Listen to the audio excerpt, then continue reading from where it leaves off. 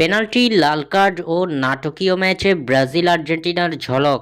মাথানষ্ট গোল করলেন ব্রাজিলের এস্তেবাও উইলিয়ান। প্রিমিয়ার লিগে ক্রিস্টাল প্যালেসকে ৩-১ গোলে উড়িয়ে দিয়েছে চেলসি। চেলসির এই জয়ের নেপথ্যে ছিলেন দুই ব্রাজিলিয়ান তারকা ও এক আর্জেন্টাইন সুপারস্টার। নাটকীয় এই ম্যাচে পরতে পরতে উত্তেজনা ছড়িয়েছে।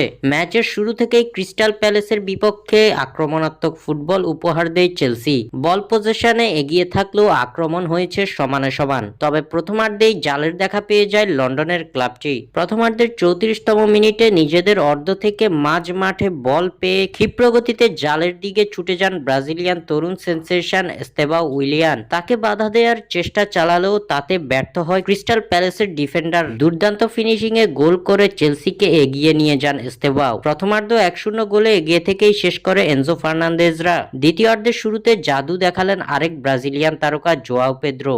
এবারও গোলে অবদান রেখেছেন এস্তেবাও। 50তম মিনিটে এস্তেবাওর অ্যাসিস্টে জালের দেখা পান জোয়াও পেদ্রো। 2-0 গোলের লিড নেওয়া চেলসি এরপরে পেয়ে যায় পেনাল্টি। প্রতিপক্ষের খেলোয়াড়ের দ্বারা হ্যান্ডবল হওয়ার কারণে চেলসিকে পেনাল্টি দেয় রেফারি। সেখান থেকে সফল স্পট কিকে গোল করে দলকে 3-0 গোলের লিড এনে দেন আর্জেন্টাইন সুপারস্টার ও চেলসি অধিনায়ক এনজো ফার্নান্দেজ। ম্যাচের 73তম মিনিটে লাল কার্ড দেখে মাঠ ছাড়েন ক্রিস্টাল প্যালেসের মিডফিল্ডার অ্যাডাম হার্টন, যার ফলে 10 জনের দলে পরিণত হয় ক্রিস্টাল প্যালেস। তবে এই 10 জনের দল নিয়ে চেলসির জালে গোল দেয় তারা। শেষ মুহূর্তে গোল দিয়ে ব্যবধান কিছুটা কমালেও তেমন কোনো লাভ হয়নি। শেষ পর্যন্ত 3-1 গোলের জয় তুলে নেয় চেলসি।